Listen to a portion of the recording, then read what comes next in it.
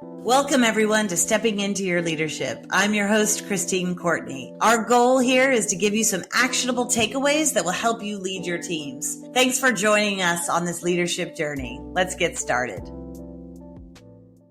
Hi, everybody. Welcome back to Stepping Into Your Leadership. I'm your host, Courtney, as we take a dive into what's going to improve and catapult your leadership into the next level. Today, we're talking specifically about this workplace assessment, TRACOM's social styles and versatility. I would like to welcome back Greg Shamie, one of my most favorite people, facilitators, coaches, and all over leaders, to talk to us specifically about one of the workplace assessments that he and I use most often, which is TRACOM's social styles and versatility. Welcome, Greg. Hi, Christine. Thanks for having me. So let's take a deep dive into what TRACOM's social styles and versatility is, and we're probably going to call it social styles from now on. So social styles really focuses on improving interpersonal effectiveness. Their goal is to increase that kind of social intelligence piece that is so necessary in the workplace. And so just as a breakdown, oftentimes you'll hear us talk about emotional intelligence. Social intelligence is just kind of the next step up of that. So if we talk about emotional intelligence as self-awareness plus self-regulation, I would just add that social intelligence adds relationship skills and social awareness to the pie. And with that, you get an overall kind of interpersonal effectiveness rating, and you want that to go up. And in social styles, what you're really looking at, this is based on over 50 years of research that initially started with the Navy and really looking at behaviors that the Navy was seeing was creating better leadership, better teams, so forth. And so really most of the assessments that are used today are still based in a lot of that early psychological behavioral research that was done.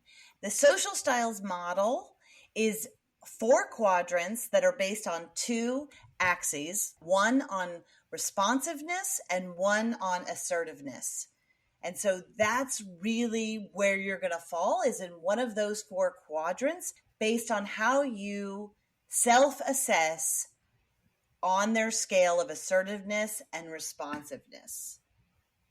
What we find is that then you get 4 different types of broad personalities that are based on behavior. So one of the things that social styles does that I love is they're very specific, that we're not really going to focus on personality as much as the behaviors that we see come out as a result of that. Behaviors are much more defined and much easier for people to see than guessing people's personalities. And so whenever we say that in a session, that tends to have like a little light bulb go off for people of like, okay, I don't have to be a psychologist to do well on this team. I just need to watch what are they doing and telling behaviors. What are people saying?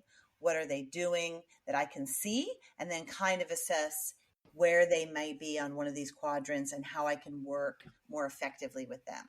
So there's 4 quadrants. There's the analytical style, the driving style, the expressive style, and the amiable style. Those are the 4 that we see in social styles and versatility.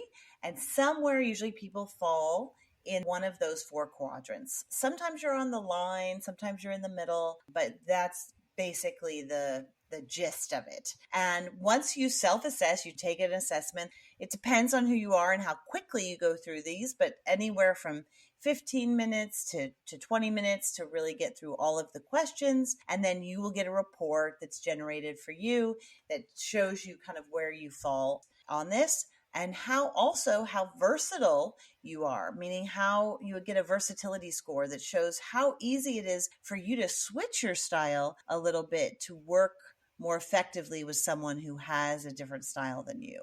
And that is also a really important part of this assessment that I think can be really helpful for people in the workplace. So let's start. Greg, where did you fall when we did this? Because we do all of this first with our staff. I love that we do it all first. We test prove it to experience it and then develop it so that we can take it out to other teams and do it with them effectively based on what we've done for ourselves. And yeah, it's fascinating. I love the 4 categories. They're so different. I came up as expressive. And so I definitely was tell assertive and more emoting in that bottom right quadrant when they break it down versus the driving style, the analytical style, and the amiable style. So I was expressive. Great. Yes, I also have that expressive style. Mine, it comes out slightly different from yours because everything on that quadrant, it depends where you are in that box. If I remember correctly, Greg, you are a little bit closer to the amiable style, right? So you're expressive, but a little closer to the part of the box that's that. And the expressive style is basically you're going to be high on responsiveness, right? Where do you fall in terms of assertiveness there? Do you remember? Yes, I think I fell up towards the middle area. So I definitely was high responsive and I think tell assertive too. But first, let's go through the quadrant. If you're on that responsiveness scale, right? If you're high responsiveness, they equate that to emoting. So a high responsiveness, you're able to emote, show your feelings, show your emotions, all of that. If you are more on the other side of the responsiveness scale, it's controlling. And that doesn't mean that you're controlling others. It means that you're more in control and you keep your emotions and thoughts a little bit closer to the vest, right? The other axis is the assertiveness scale. And we find that on one side is your ask assertive or your tell assertive. And so asking assertive is you're less likely to be the person in the meeting that comes in and says, this is what we're doing. You're more likely to be like asking questions, waiting a little bit longer, and so forth. And so your assertiveness isn't read in the same way as someone that comes in very tell assertive. So what we find is that those driving styles, right, has high controlling and high telling. So they are somebody who has more control of their emotions. So you don't always know what they feel, but they're very clear in telling you what they want. An expressive personality is someone who's going to be very comfortable emoting, sharing stories, laughter, tears, whatever those things are, and also telling you how they feel. Not always, but they tend to be more outgoing and so forth. yeah, so I've noticed as an expressive, I don't know if we want to get into this already while you're breaking it down, but I have a step forward impulse. And so when I started to see that, I consciously try and step back to play with that because the step forward can become very forceful in environments. And so, like, as a leader, I'm always thinking about how do you intervene with kind of those impulses or those things you're seeing. And the test is fantastic because it just highlights that. And then I start to become more aware of it and then try and work on it to develop more of a balanced approach. Exactly. And so you can already see how this works on an employee by the way that Greg said the kind of aha moments he had for himself. If you have somebody who's in the amiable quadrant, that means they're more ask assertive, meaning that they wait a little bit. Maybe they ask a few more questions, not as comfortable as Greg is in jumping in, but they are also good at being vulnerable, sharing their feelings, relating to you. These people tend to be very kind, very thoughtful. They're great in groups because they can tell usually where they need to fall within a group, what the group needs. But sometimes it's a little hard to know how they feel or think about something because they tend to step back. So sometimes if you know you have a lot of amiable people in your group, that they're going to choose maybe likability and connecting with people as a value over other things. And so then it's a matter of like, how do I really get them to feel comfortable with their opinions and getting out what they want? That's like one of the challenges that you can have with that amiable style, but every style has their strengths and then has the edge of when that strength becomes maybe a problematic in some environments or with some teams. The other style is the analytical style, which you get more control. So you know a little bit less about what they're feeling or thinking. And they're also ask assertive. So these people tend to be very logical, tend to really want to think through things, tend to be detail oriented. They do not want to make a mistake. They want to feel that their decision is based on a lot of information before they make it. Whereas Greg said he's very easy to step in and jump in, right? The analytical style is the exact opposite. They are on opposite ends of those quadrants, and these folks are great at getting the details to something, researching something.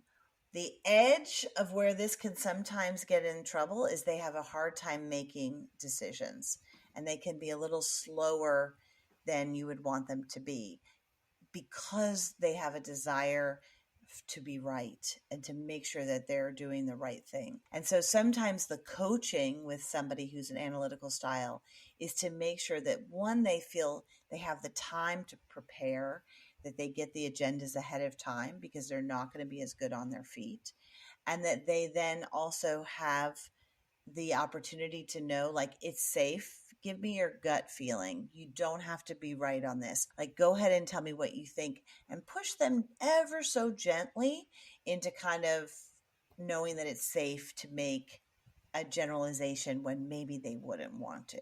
So it's kind of a matter of like, what do you need in the moment? However, someone like myself or Greg, who's a very expressive person, we need a lot of these analytical people in our lives to make sure that we're getting the details right, that they're doing a lot of the research. You know, sometimes I've been known to be strong and wrong in the past.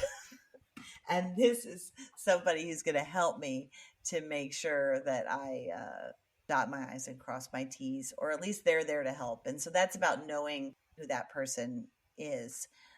A lot of times you'll see these people in the legal departments and the finance departments, and you really want these people who are really helping keep the controls in your company.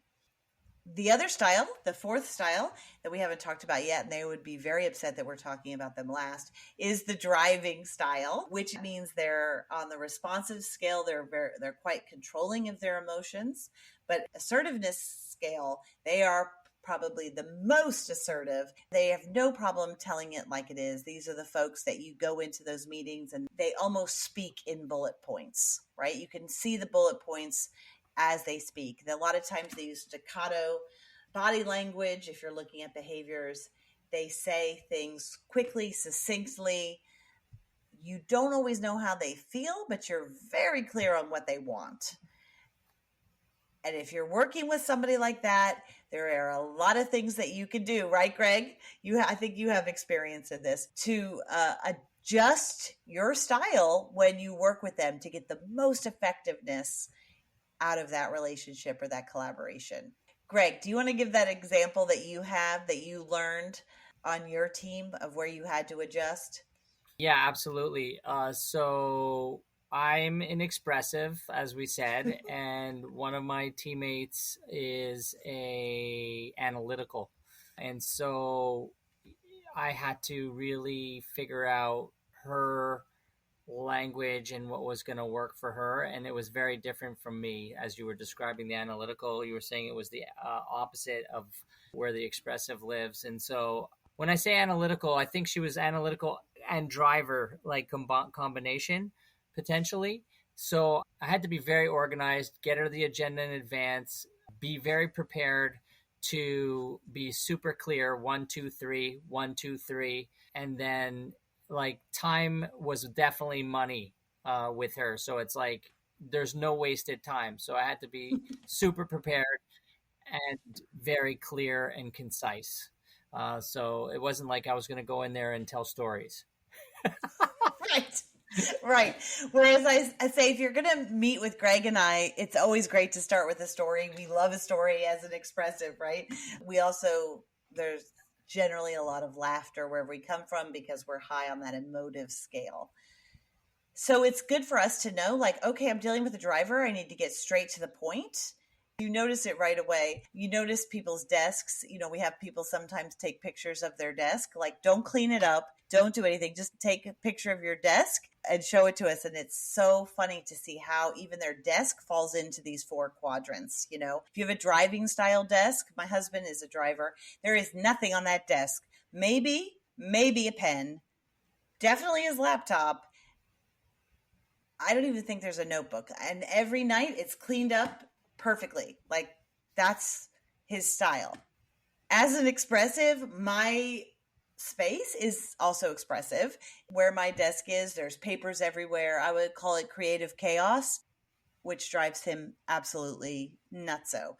So during COVID, when we were both working from home, I have to be really mindful, like, okay, this may drive him a little crazy. Where can we kind of meet halfway in this process, right? That makes our even personal collaboration and relationship a little bit better. But you may see it in the office too, especially if you have people that sit right next to each other. I had a driver who was sitting across from me, and I had to be really careful that my chaos didn't spill over into her area, because she needs to think very clear, succinctly, and precisely. An analytical style person is going to have a lot of paperwork generally, a lot of, think of legal offices, lots of briefs, lots of financials, because they want to be close to the information that is going to make them more successful in their minds, right? And so there's tends to be a lot of information around on their desk. An amiable style, what do you think, Greg, that you're going to see on an amiable desk? Probably like highlights of appreciations, or, calling people out, or, that you've given love to, or they've given love to you, or, things that are going to make you feel good around validation and accomplishment. So they're very, very people connected, collaborative, and just like the word amiable. I mean, they're bringing people together and trying to build that dynamic. Yes, that's perfect. So you'll oftentimes see every thank you note they've gotten, every little message of appreciation. You'll also see a lot of photographs. You see photographs on everybody's desk. Everybody loves their family, loves their kids, loves their dogs, but you definitely see it on an amiable's desk, and you see it generally in a profoundly. So sometimes if you just walk in and see someone's space, you could even start to figure out, like, okay, how can I adjust my style to match the behaviors of some of theirs that could make me a little more effective in how I begin to relate to them. It doesn't mean you have to change who you are by any means. Trust me, you really can't, but you can adapt. You can be a little more fluid, which can help build a relationship a little bit quicker, right?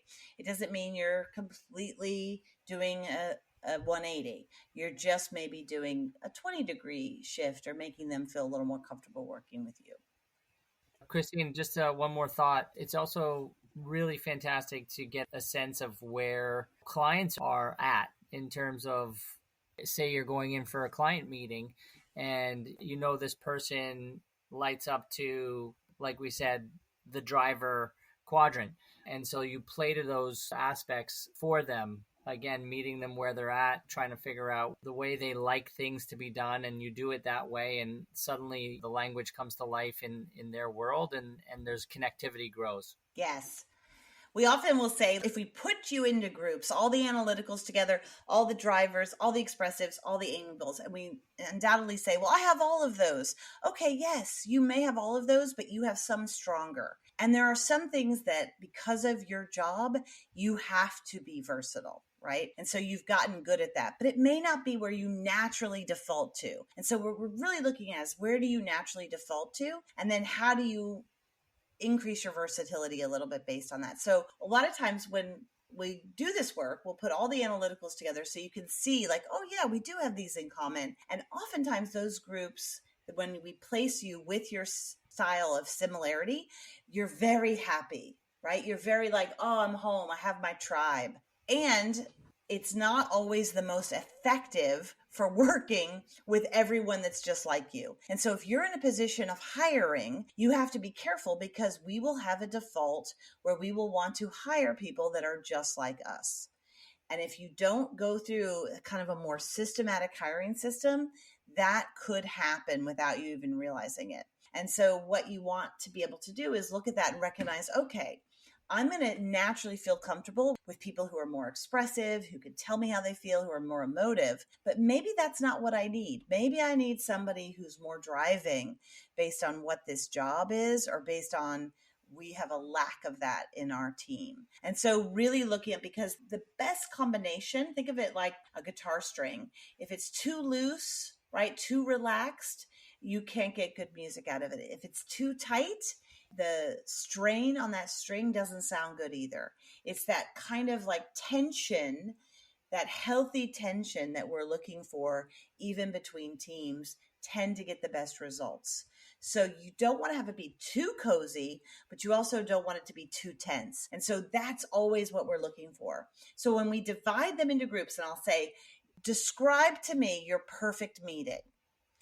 So fascinating what we would get, because the drivers would say a perfect meeting is either not to have a meeting, or that it's 10 minutes long with bullet points and clear action items that everybody is responsible for and takes away.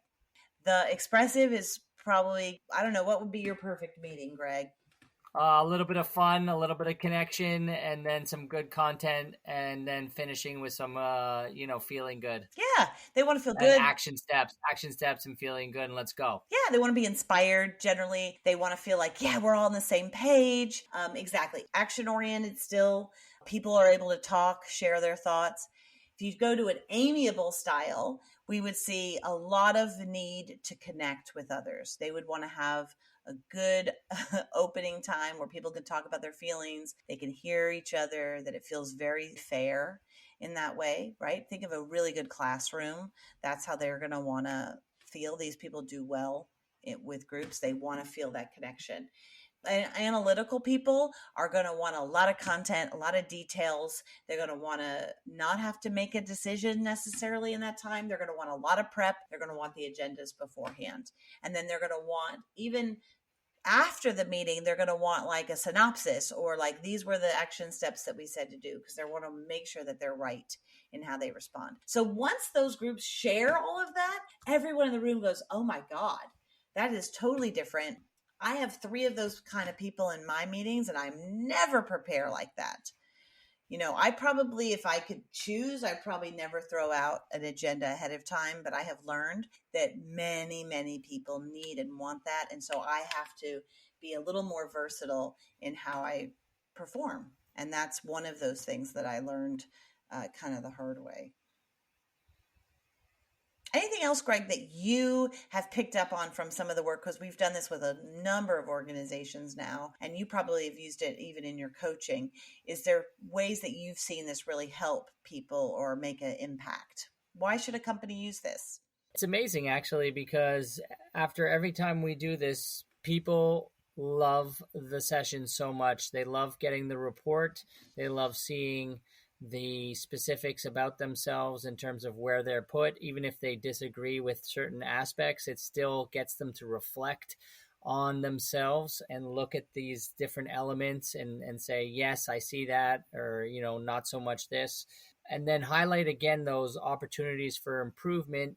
And again, it's not only about me, it then becomes about the social piece and the social regulation piece, and how are we again working to meet other folks in different approaches, different styles, where they're at effectively.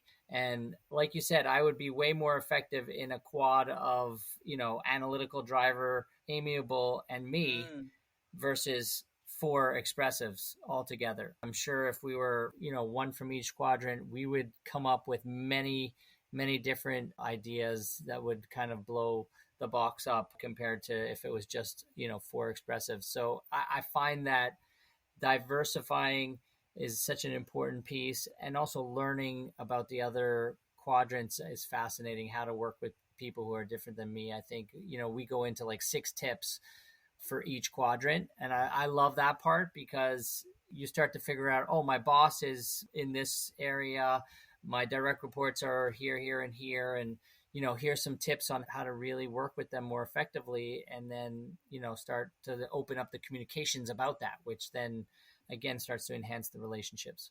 Yes. And you just gave me a great idea. Let's give them one tip that maybe we haven't mentioned for each of the styles. Talk about putting you on the spot here. So let's start with the driving style. Can you think of one tip that we haven't mentioned yet?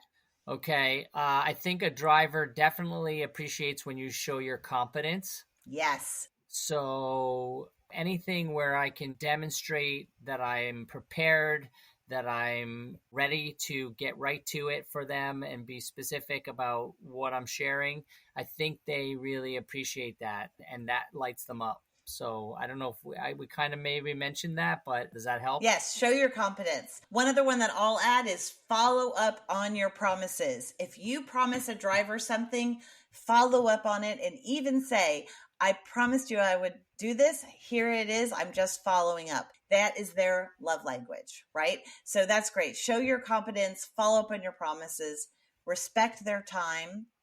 I even, with some of the people I coach, I even say, imagine when you speak to him that you're talking in bullet points. You're not talking in monologues. So great. Okay, Greg, analytical style, right? What is a tip that maybe we haven't mentioned yet?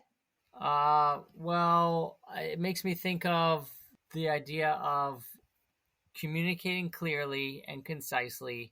Don't pressure them because they like to marinate and think, right? So I am going to communicate clearly and concisely, but I'm also going to give them some space and not pressure them for answers. Does that make sense? Yes, that's great.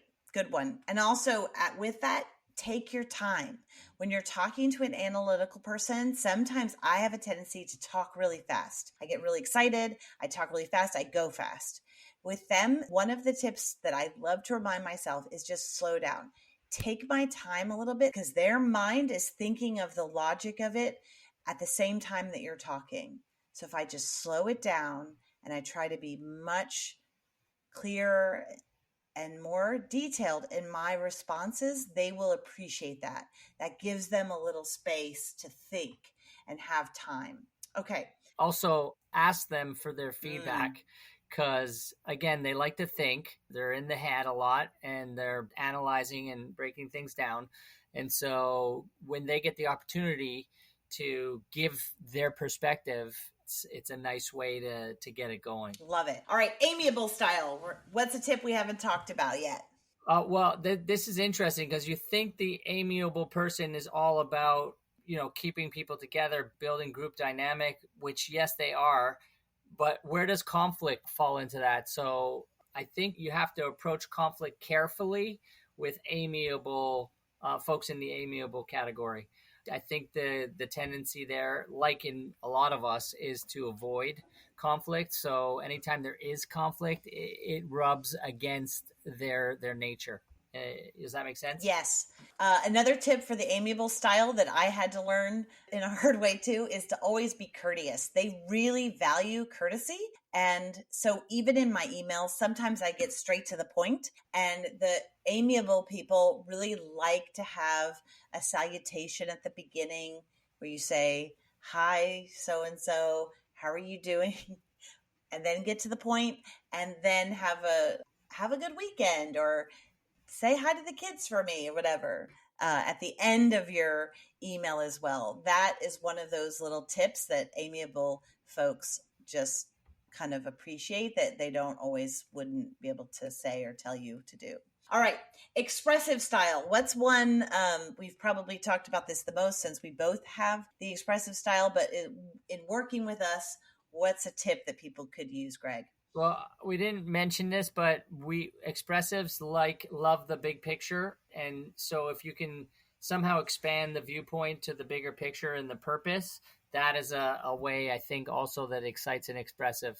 Obviously, also listening to their opinions, laughing with them, having a good time, like we were saying, recognizing their contributions. These are all really great ways to get expressives to be in their zone of strength. Yeah, absolutely. And sometimes with an expressive, especially if, let's say, they're a client of yours, lighten up a little bit. Go into that meeting a little less tense or right to the point. Take a little more time. We had this with a client of ours. He came to me and he said, hey, Christine, I know you put a new manager on our account, and I just want to let you know that I missed the other guy. He was much more fun. And the other guy wasn't expressive. And this new guy, much more analytical. So I had to go in and say, hey, he wants you to relax a little bit, take a little bit more time, laugh with him a little bit more, so that you can kind of get across the agenda items you want to get across and build that relationship.